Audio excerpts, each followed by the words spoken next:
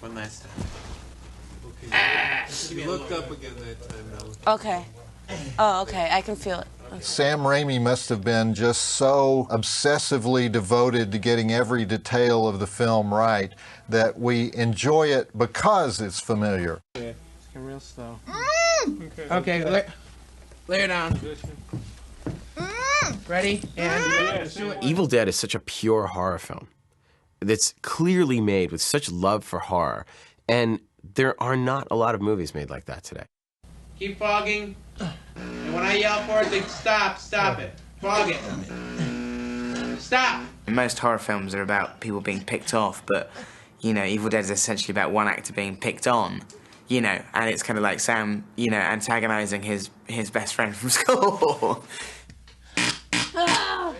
This is insanity. There were numerous reasons I think that Evil Dead worked, but first and foremost it was Sam. And then it was ignorance on our part, because we just kept making that movie, and if something didn't work, we went back and redid it again and again and again. Scene 101, take 2, sound 1,000. Rolling. Scene 19, sound 8. She's dead! Scene 68, FD, take 3, sound 1086. Scene 68, FD, take 4, sound 1087. Take 3, sound 366. One by one, we will take you. All of you!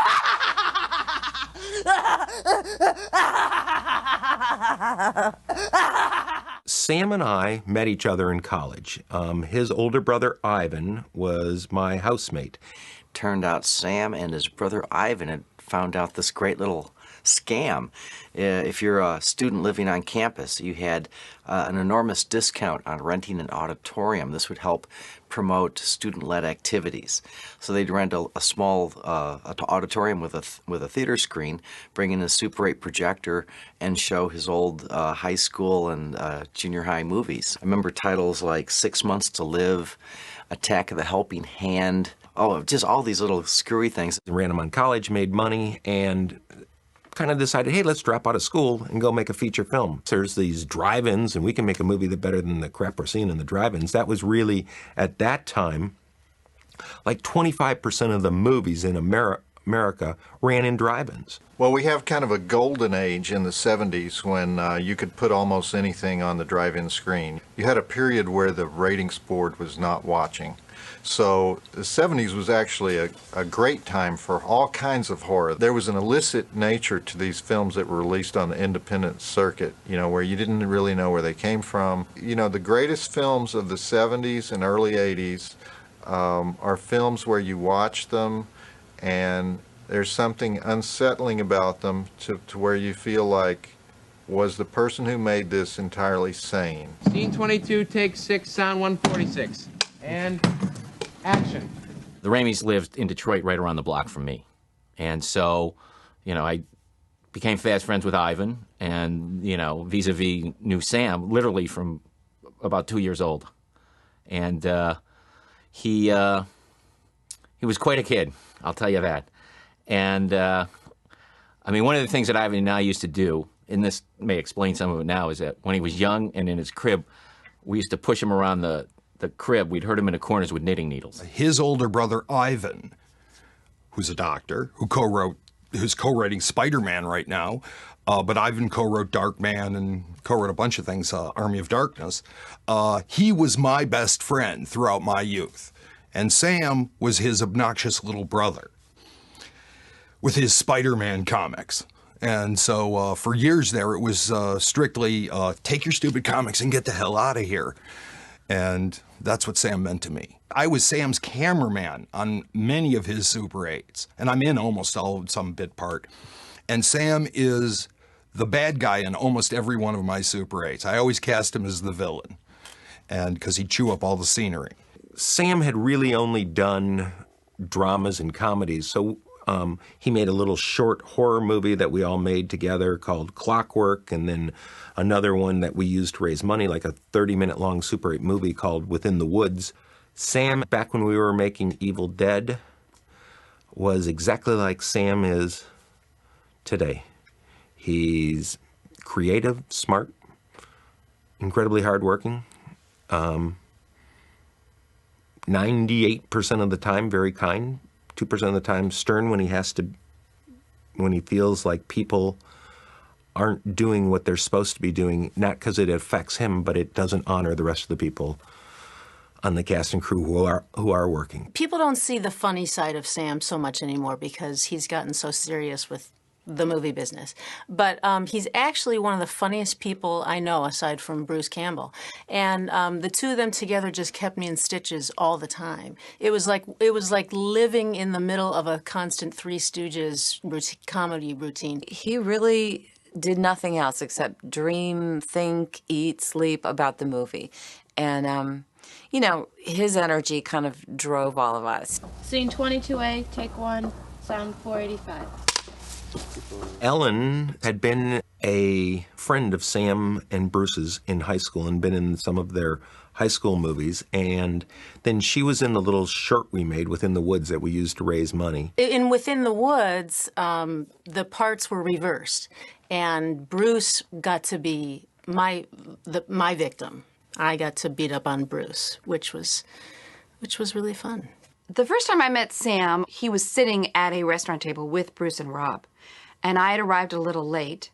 And I walked into this restaurant, and I saw 3 young guys. They couldn't have been more than 19, 20, 21 at the most. And they were sitting there they were laughing with each other, they were blowing straw papers at each other, and they were doing that spoon routine where you layer the spoons and then you pop it up. And I said, it just can't be them. These just must not be the guys I'm meeting. But they were the only ones in the restaurant, so. She was a real sweet sorority girl cheerleader, which I always hated. But I loved Betsy. But I was kind of hippie, rebel, pseudo-intellectual, Jewish girl type. And I always, I didn't like those sorority girls. So when we filmed The Evil Dead, I actually had a lot of respect for her because she was probably the most experienced in terms of acting in the real world at that time. Teresa Tilley. Teresa has many names. She's actually Teresa Seaforth. That's her real name. And then she didn't like that, so she changed it to Teresa Tilley. And in the movie, she was Sarah York. I got my first SAG commercial right before I got cast in Evil Dead, which is a story that is often asked of me. I had really struggled to get in the union, and literally the ink had just dried on my membership card. So, I'm down there making the movie going, you know what, no one's ever going to see this thing. I'll just put a different name on it, and it'll be fine. I was suspended from the union for 6 months. All the women shared a bedroom, and Teresa often could be found sitting on the floor meditating and, taking her 3-hour showers, using up all the hot water. And she was the most sensitive one of the cast. And we all really got along fine. All right. Yeah. Rich actually had a little bit of Scotty in him, that kind of party down guy. We'd be stuck in some uncomfortable situation for a long period of time, and he'd always find the lighter side. I had heard he was an award-winning diver. So I thought, well, that's really interesting. He's a swimmer and a diver, and he's going to be in this horror film. This is really, really unique. In general, just a really nice, regular guy. And he was the only one, really, of any of us who had always loved horror movies and always wanted to be in one and was so thrilled to be there, to be in a horror movie, and is, to this day, so thrilled that he got to be in a horror movie. 2, sound 1,150. Bruce played so many different roles in that movie. I mean, he was producer, he was sometimes kind of, co-director, he was the star, he was the manure shoveler in the cabin when we first got there. I mean, Bruce just did everything. Scene 47, take 1, sound 429. All right. Get the hell out of there, Campbell. Get out! Bruce was a chump. He sprained his ankle one night, and Sam and I then poked it with sticks for about a week just to drive him crazy. It was the single meanest thing he and I've ever done, and very immature, but at the time it was hysterical. Sam's goal always is to see how far he can push Bruce, and Bruce will never back down. I think what makes Bruce so great as a horror hero is that he's handsome, but he's not too handsome. He's not like, you don't think of him as the football jock character in a film, which is usually the guy you want to die in a horror film. You think of him more as the goofy guy in science class. You know, let's just get it all on the table right here. I always had a huge crush on Bruce Campbell, as do, you know, many women. But I think a few men, too. Very handsome, very funny, very charming. And when I looked at the script and they asked me to play opposite Bruce, I felt that I was the lucky one. Bruce was also very shy and also kind of hid behind his shtick, but Bruce just has to walk across the floor and I laugh. He liked to do those pratfalls you see in the movie or those stunts. He loved doing that. I mean, he could do them over and over again. You know, on the set of Evil Dead, he was always a real gentleman. Unlike some other people, he was always very concerned for our welfare. The fact that you had a male protagonist in a horror film is itself strange. Usually that's a recipe for disaster. People who had tried before to use a male protagonist in a horror film had failed. The formula says you should have a strong female as the lead, but Ash, in the form of Bruce Campbell, was the perfect person for this story. Partly that's because he conveyed the great philosophical dilemmas of the film. Mainly, if your girlfriend goes zombie on you, what do you do? Rolling. Scene 56G, take 1, sound 575. Off we went to Tennessee in 1979. We all drove down from the Detroit area in 1 or 2 cars, 1 or 2 vans, and we arrived in this small town of Morristown. Ellen and Teresa and I walked into this cabin, which of course had no locks, no bathroom, no heat, no electricity, but it did have the remains of cow manure everywhere on the floor, because either cows or goats or whatever animals are down there had walked through it for years and had made it their second home. And now it was going to be our home. We rebuilt it from the inside out. I mean, we knocked down the walls, we fixed the structure, we added where they shoot out the window with the gunshot, that wasn't a window, we built that. We built the hatch in the floor. I think we remasoned the fireplace. It was a piece of junk. We made it a little better, and then, by the end we had totally, destroyed it. It really is scary. I mean, like, when you would go walk down at night, it was pretty frightening. It was really eerie. And then the other thing is, and I'm sure you've heard this before, people have heard this before, I mean, hunters would just come walking through with like a dozen dogs, because we were in the woods. It was a Bible Belt, and of course the locals did bring a little moonshine around every now and then, but mainly there was nothing to do, and it was just our little band of filmmakers. Nobody can conceive of actually how this movie got made, because we all lived in one house, like 20 of us, on cots, with a guy who couldn't cook, cooking meals for us. Since I really had no skill, like I couldn't light and I wasn't really a sound man, I ended up being both the transportation coordinator and the cook. There really wasn't anyone hired to do the lighting. There was some idea that Sam was going to do it himself, which is somewhat ridiculous since he had enough on his hands directing the picture. So lighting was being done in a fairly haphazard fashion until finally I said, if you let me do the lighting, everything's going to go a lot faster and the film will actually look better. I was able to bring several different departments in one guy here. I created the Book of the Dead and the Kandarian dagger and some other little props and things.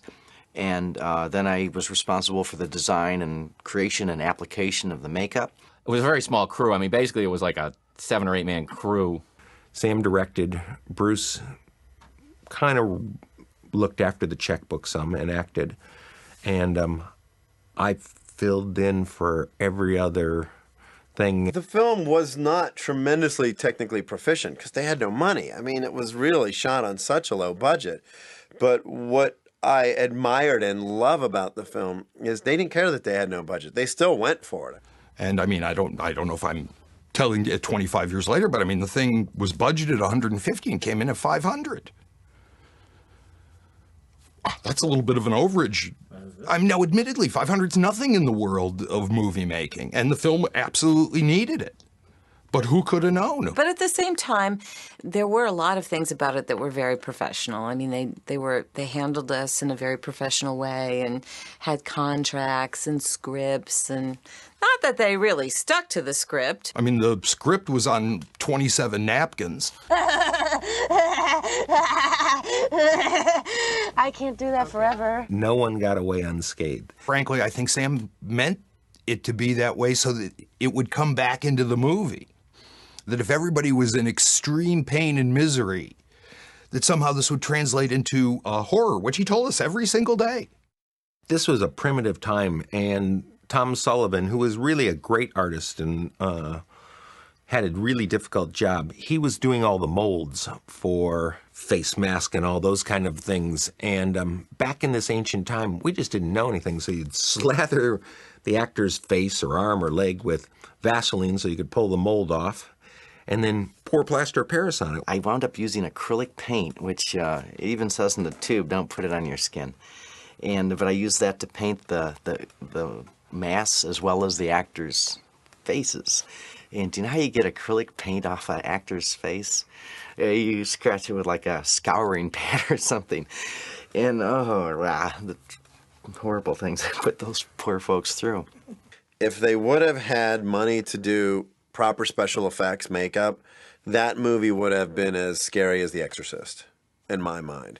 Because the one thing that always took me out of the movie, maybe because I had an upbringing and an interest in monster makeup, was that they just didn't have the money or the resources to do really, really elaborate character prosthetic stuff. When I made Cabin Fever, I had all the actors watch Evil Dead. And Ryder Strong had seen the movie a number of times.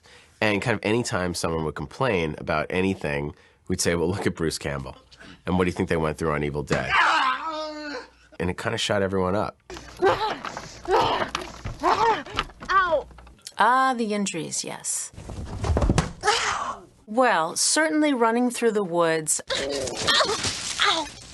God damn it. One night we were shooting her running through the woods and whatever, and we had this long piece of plywood dolly track, and there were all these splatters of blood on it. I scraped the hell out of myself. They had laid tracks of 2x4s, and I guess I bled all over those. And I said something unkind about actresses being cut, and that's when I know they were finally working hard, but I don't remember saying it. Well, in 1981, you could do anything to a woman in a movie.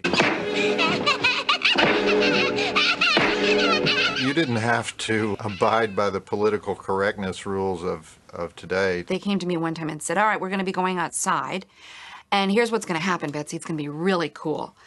It's going to be really neat, really groovy.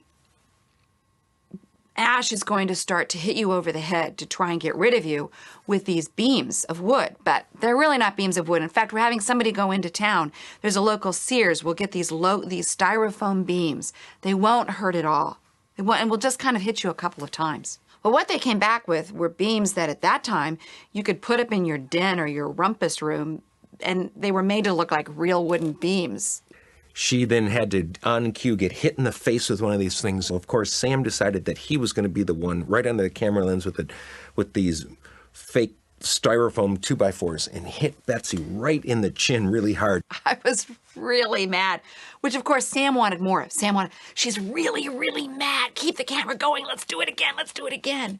And then after that was done, Sam, we were going home that night, and he said, you know what, I really realized that we probably should have beaten her naked. And I went, I don't think she would have done it, Sam. Every time we'd do the scene again, we'd all, lay around her so that she would stay warm, because she couldn't really put on a coat or anything. She had to keep her costume on. It was full of Caro syrup. And so we supported each other and, just made the best of it.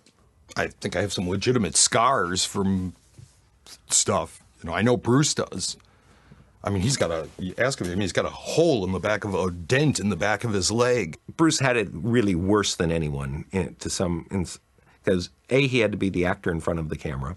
So he had to maintain whatever actors have to do to get where they need to go to. And we said, you've got to put the contacts in the actress's eyes because you're the responsible one, Bruce. So he was given that chore. But there was no water. There was nothing in this cabin we were working in. There was only a coffee pot to put instant coffee in scalding hot water. So he'd put his hands in there, kind of wash them, and then put the eyes in and out. Back then, they were hard, full scleral contact lenses. Now you can get soft and it's easy, pop them in. But then you actually had to have a little plastic applicator and you'd have to pull the actor's eye open and the lens would be mounted on the end of the applicator and you have to go and pop it into their eye. And then they're completely blind. We couldn't see through them. They were about this big. They covered your whole eyeball, unlike normal contacts that just cover your iris. So all those scenes where any of us are possessed with the white eyes, we are totally blind.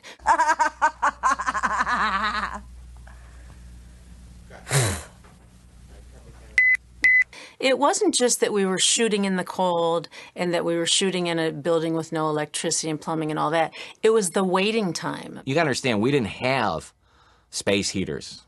I mean, there were no trailers. There were no grip trucks. I mean, normally when you shoot a movie, even if it's in difficult conditions, you then have somewhere nice to go to wait, or at least somewhere warm to go to wait, where you can wash your hands. And so when we were done shooting something, we had the cold, unheated cabin to go sit in and wait. And, it oftentimes, besides being painful, cold, and sticky, it was boring. And it was incredibly cold, and they had been working really hard, so I made this really intense chili. So I said, fellas, why don't you just come back to the house and eat? And I came up the next morning, and they were all crashed out at the table. And Sam had thought that I had drugged everybody and violated them. And so the only irony in all this is that they were stupid enough to eat it again the second night and lost another night of shooting. There's this myth that, the Evil Dead cured me of any desire to act. I immediately quit acting as a result of the Evil Dead. That's crap. I know people say that we were mad and we left, but that really wasn't the case at all. I mean, all of us had things to do. We had all fulfilled our commitment and our contract, but then they just continued with other ideas afterwards. Almost the entire cast and crew left. It was supposed to be a 6-week shoot that ran almost 12 weeks. We shot like 3 weeks with just 6 of us, Bruce and 5 of us. Bruce, Sam, myself, Josh Becker, and David Goodman. Pretty much all the stuff with Bruce alone in the cabin and all that. Then there was another week of shooting several months later in Gladwin, Michigan, at Bruce Campbell's family's cabin. And then there was another week of shooting at Rob Tappert's family's cabin in Marshall, Michigan. And there was several weeks that got set up at Sam's house, in the backyard, in his basement. We would recruit local people to what we call be fake shimps, put on this costume and shoot them over their back or do whatever we had to do. We shot the movie so completely back-assward, and with the Bruce getting so much stuff, black stuff in his face and white stuff in his... And each night nobody was keeping continuity. So I just thought, when we'd just throw crap out on the floor going, I guess that's sort of like the way it was. I had no clue it would even cut together. I thought, are people actually supposed to think this is real? That rubber hand that goes like this when you slam it in the door? You have to remember, back 25 years ago, it wasn't the kind of movie that would catapult your career. Well, the interesting thing about Evil Dead is that if you told somebody what it was about who had never seen the film, it would sound like a bunch of the biggest cliches in the world. There wasn't anything in the film that we hadn't seen before. It's, the kids go in the woods and the kids don't come out. When we were shooting Evil Dead 2, Tom Savini came to visit, and I introduced him to Sam and Rob, and he later, Tom said, I was walking down the street in New York, and these 2 guys grabbed me and pulled me into an editing room. And it was Sam and Rob, and they had recognized Tom on the street. So even back then, they were able to sort of get this intriguing buzz about the film? The first time I saw Evil Dead with an audience was at the Redford Theater in Redford, Michigan, and it was a screening for all of our investors. And we knew that it would be fun, and we also knew that we should pack the audience, make sure that... So the Redford Theater was one of the great old theaters. It had a huge pipe organ, so we got a pipe organ guy to play, and it came up out of the ground, and all the investors and cast and crew were on the main floor, and then it was all like high school kids in the balcony. And somewhere in the middle of or towards the end of the movie, as the Ash was battling the monsters, kind of like this hockey chant came from the balcony. Caught her up, caught her up, caught her. And the kids stomping their feet. Rows of people screaming, standing up, and these were like involuntary reactions.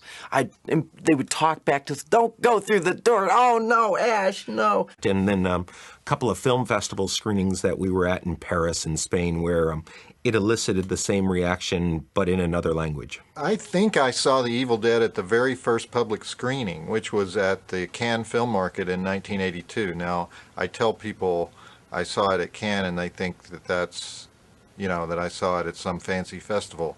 I didn't go to the festival. I went to the Cannes Film Market, which was, especially at that time, which was where all the lowlifes of the world gathered in these little streets and alleys off of the main avenue there in Cannes, and they showed their movies strictly for commercial sales. It was finished for at least 18 months before it was actually released, and so all that time I was saying, bring on the Evil Dead, bring on the Evil Dead, bring on the Evil Dead. And finally it was shown to some exhibitors, and the exhibitors went, oh yeah, let me at that. The movie actually it premiered October 15th, I think, of 1981, and really didn't get released domestically in America. Because of the way it was rated, or not rated, that is, it just didn't get much publicity. It was pretty much people knew it was playing because it had a showtime at the theater. But very few reviews, and ads were difficult to get. Television ads even more difficult. You needed to see it at a grindhouse on 42nd Street on a midnight show in New York. That was the real hardcore crowd. They went absolutely crazy for it. It played for a long time in Texas, and I was beating the drum for it, and it was something fresh and new. And I think part of the reason it was so popular is it came out of nowhere. Nobody knew who Sam Raimi was. Probably no one would have ever seen Evil Dead if it wasn't for video.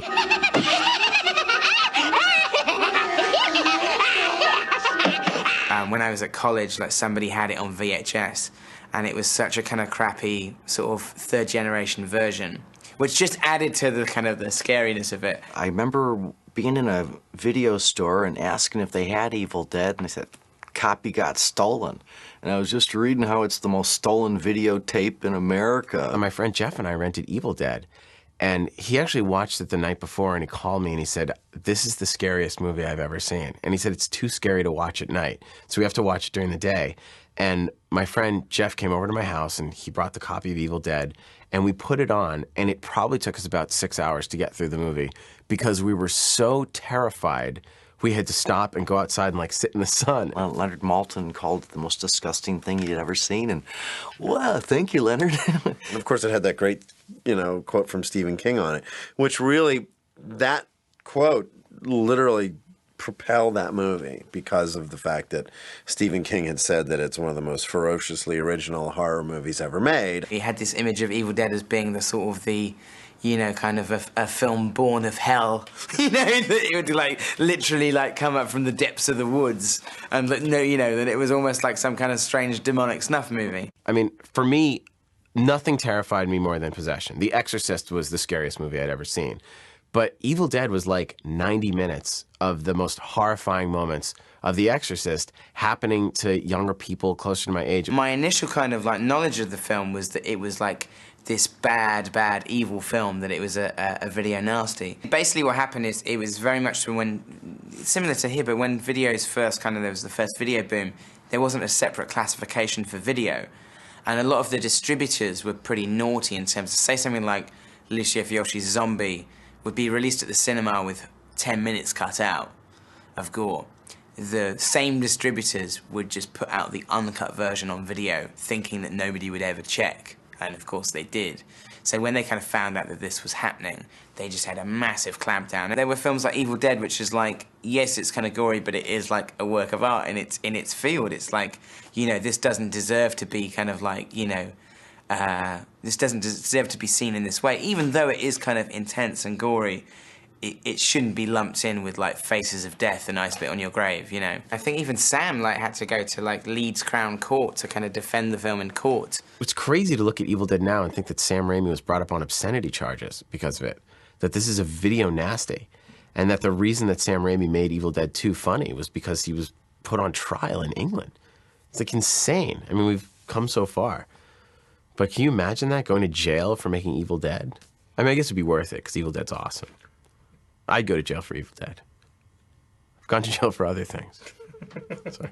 I remember we had just wrapped Day of the Dead, and I had a party at my house, and my girlfriend at the time was there, who was the script supervisor on Day of the Dead, and we had a bunch of us, and we were watching Evil Dead in the basement on video, and she was like so disgusted that she walked out. It's always interesting to see people's reaction to Evil Dead. My wife, she saw Evil Dead long before I ever met her, probably when she was 17 or 18, and living in New Zealand, and she thought whoever made that movie was so sick they should be put away.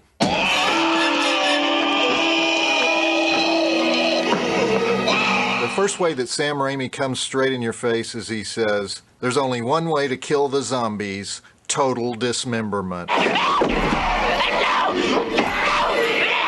Arms, legs, hands, head, everything. Well, there's many ways to kill the zombies in zombie movies of the past, but this is the first one where the rules seem to be total dismemberment. I love the idea that you're trapped somewhere with your friends and your friend is sick and you want to help them, but you may have to kill them. And that's what terrified me about Evil Dead. You're trapped with your friends, but it's not your friend. It's something inside your friend, but you have to completely hack your friend to pieces to get rid of it. It was not as much fun as you might think a dismemberment could be. It was getting all in your costume and syrup and the eyes and everything in you, and then being nailed into the floor. The only part of me that was above the floor was my head and one arm. And Bruce and Rob were on some other area of the floor, and their legs were dressed up as my legs. So they were under there, and that at least made me feel better. But nonetheless, it was dark and late at night and cold, and we were in the ground, and I was worried about snakes and rats biting my butt or something. But Sam and Tim, the director of photography, were at camera shooting this thing, and they were trying to get just the right light. I had been under there I don't know how long, and nobody was talking. And I said, "What's going on? What's going on?" And they had fallen asleep at the camera.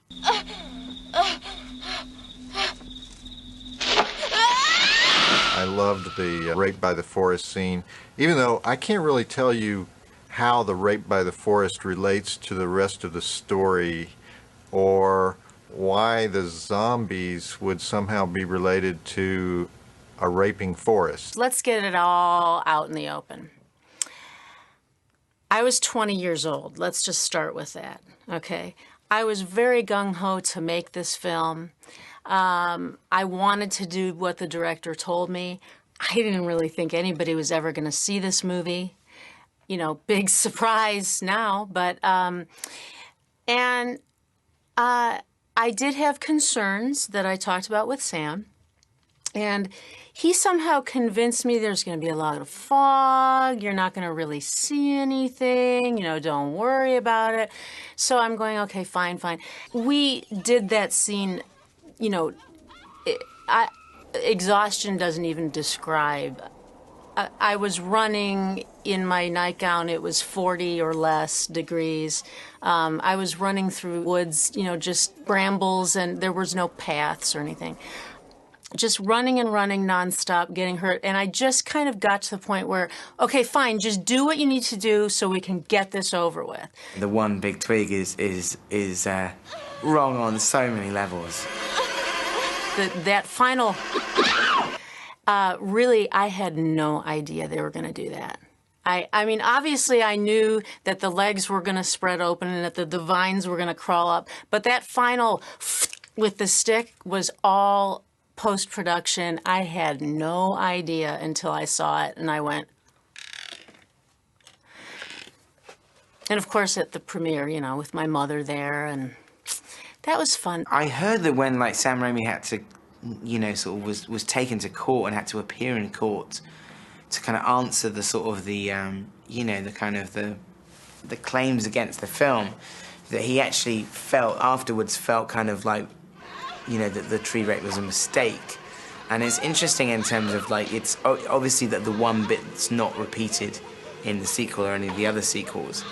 And it's definitely something that's really, you know, like the thing that still kind of is really, truly shocking out of the entire film. It never gets any better for me, except for now I have just a much more of a sense of humor about it. In a film where people get decapitated and raped by trees, and the thing that kind of that everybody kind of gets the biggest reaction is a pencil being stuck in somebody's ankle. That pencil in the ankle hurt more than anything. You could feel that grinding into your bone. It was so disgustingly painful. I'm getting queasy thinking about it. Sam had told me during this, while we were reading the script, that my ankle would be stabbed. I said, well, it's not a problem. You know, I'm sure you'll work something out. So when it came down to shooting that night, which I think took just 1 or 2 nights, I know I had this, you know, trademark brown corduroy jeans on, and we would remove one leg, and so it would be just laying out there in the wind. We'd insert this artificial leg, and we, you know, stood at an angle for hours trying to get this pencil into this leg, which would then, you know, spurt blood and whatever else was coming out. And you see the veins spread out. It's like they hand drew those veins and shot it frame by frame. That feels more real than watching veins crawl across someone's hand with CGI. Back in the early 80s, there were a lot of 16mm horror movies like Basket Case that suddenly would have stop motion in them. And I'm a stop motion animation freak, so when they went to stop motion at the end and the melting, I just thought it was all part of the look of how the monster dissolves. I managed to talk Sam into using stop motion for the finale, for the meltdown scene. Originally in the script, the characters were going to smoke and deflate, more or less.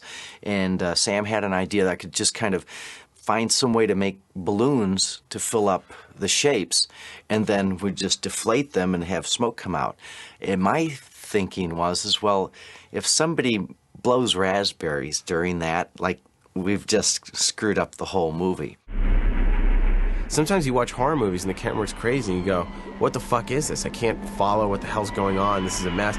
But Raimi had such control of the camera work. He really, really used it to be from the point of view of these demons and spirits. You're just watching it thinking, you know, not only have I not seen that in a big Hollywood studio film, you know, that shot, but, like, this is, like, you know, a 20-year-old doing this. Well, the camera work's entirely Sam's. I mean, every single shot is something he had in mind. You know, the camera starts always really, really, really far away from either the actors or the cabin, and then it would sort of move in and around things. So it wasn't just, you know, it sort of rushing straight at you. It grounded the POV because it definitely felt like it was part of the forest.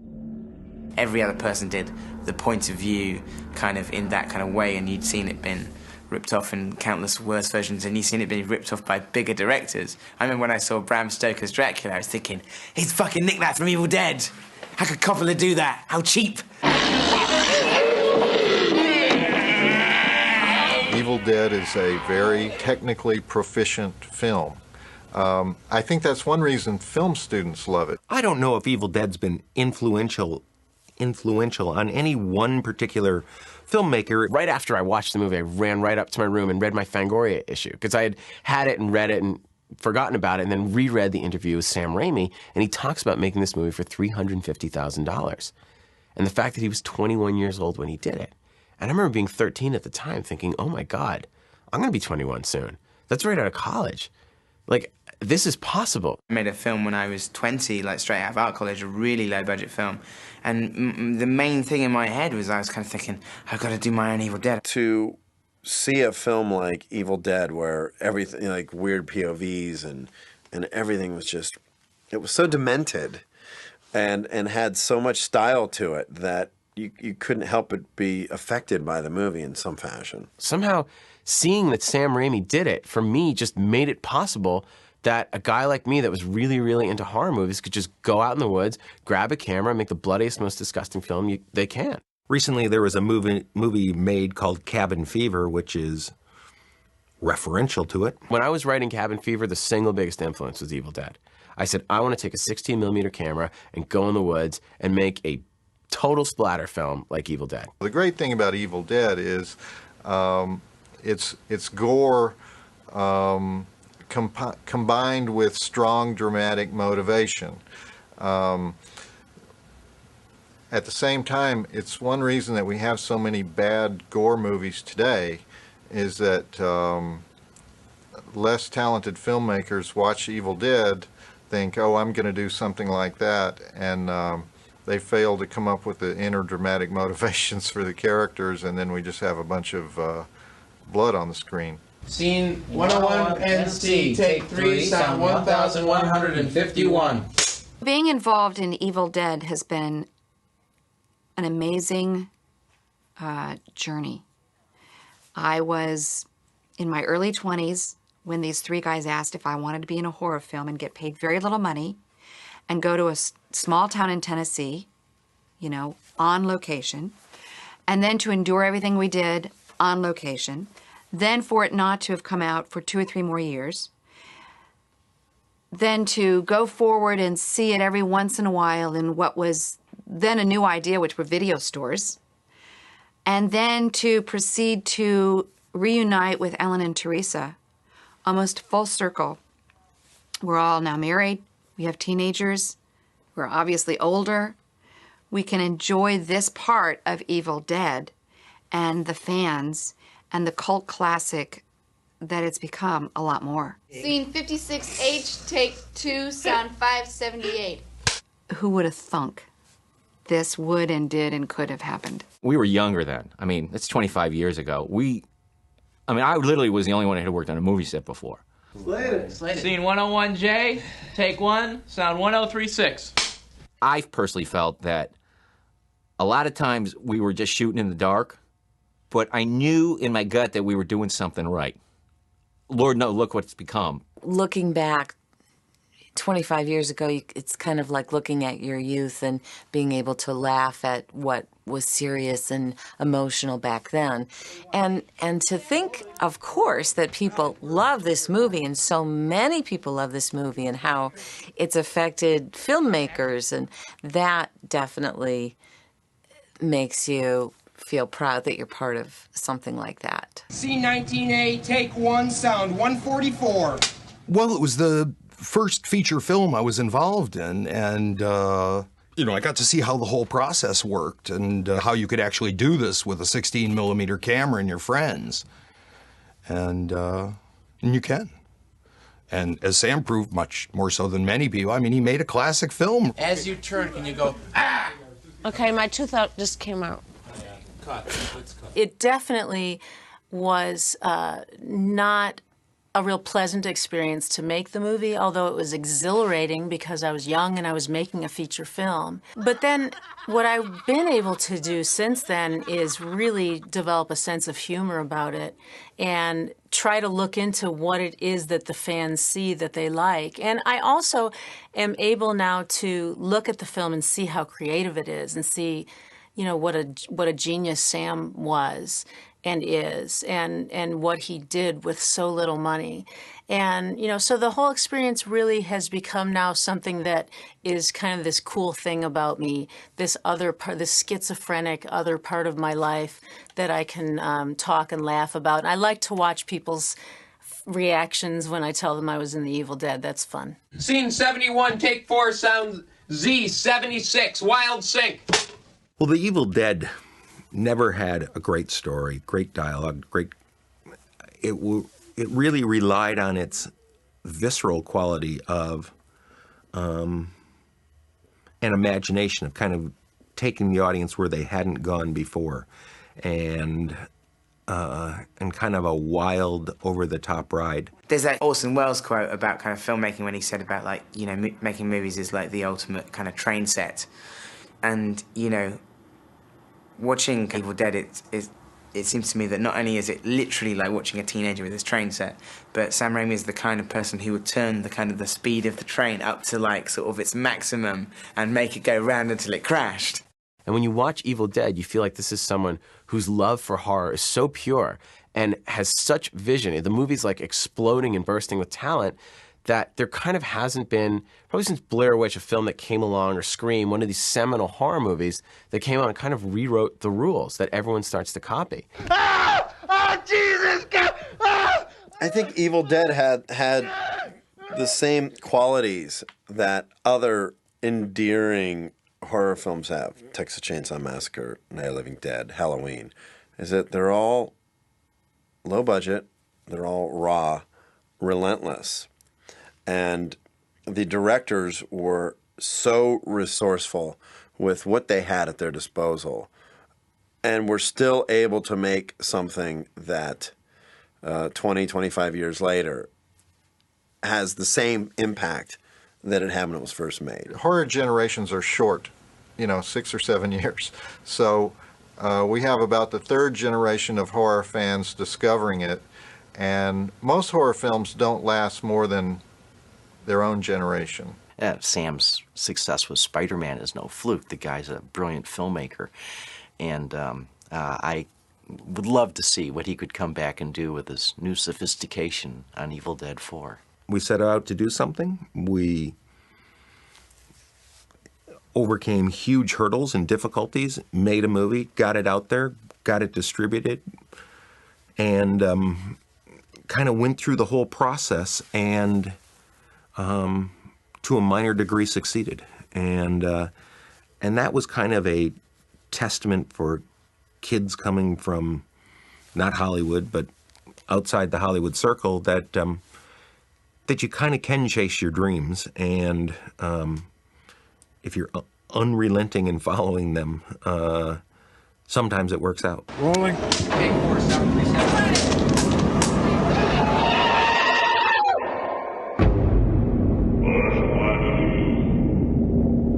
Maybe at the 50th anniversary of Evil Dead, we'll finally know what it all means. It just means, don't go in the woods, and Ash rules.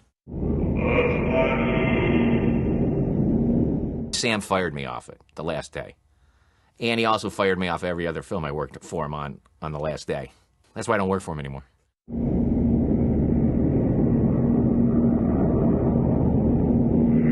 Sam made a brilliant decision to kind of remove anything that actually might date it. I mean, maybe the Hush Puppy shoes or something, but there's nothing that really sets it in the 70s. Rape in the forest, or Rape in the forest? What is it?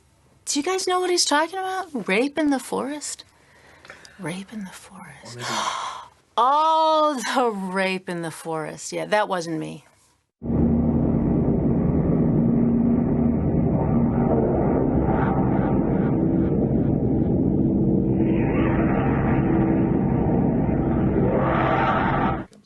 Oh, it was a real stroke of genius.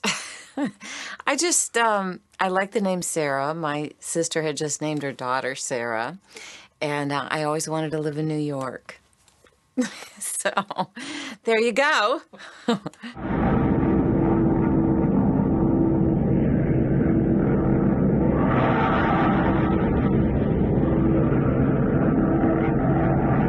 Ellen completely wigged out one night. She doesn't remember it at all. Yeah, just which we termed thereafter is called the latex point, where you've had too much latex on for too long, and all of a sudden you just go insane. You go complete, and with fake contact lenses in as well. And she completely wigged, just tore the makeup off. Went completely insane. That was as much shooting as you could do with her that night.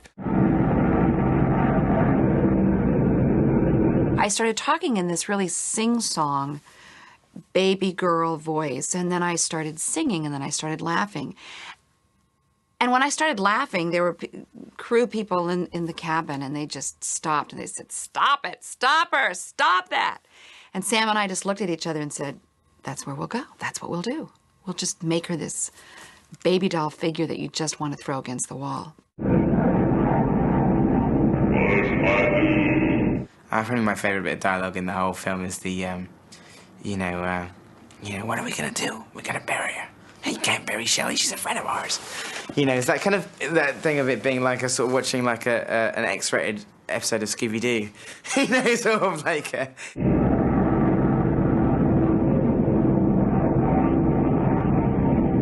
mean, here's the thing about horror fans. They love to complain. They never support original movies. They bitch about sequels, and they'll rush out and see them opening weekend. So, of course, more sequels get made. And then an original movie gets made, and they go on the internet, and they tear the director down because they're jealous. Or whatever. They're like, this person sucks. This movie's going to be terrible. It's like the horror fans are great, but a lot of the times they don't want to give new people a chance. They say they want new horror, and then they go, well, it wasn't as good as Evil Dead. It's like, well, yeah, it's Evil Dead. Nothing's ever going to be as good as Evil Dead. That's why it's Evil Dead.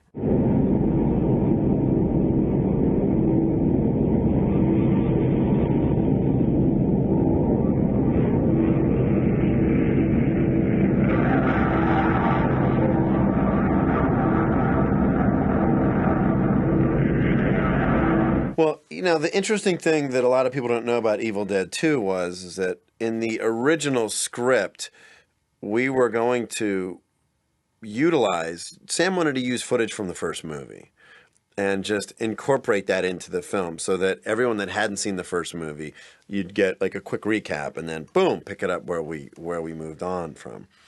And they couldn't get the rights. New Line wouldn't give them the rights because it was a different company producing this film.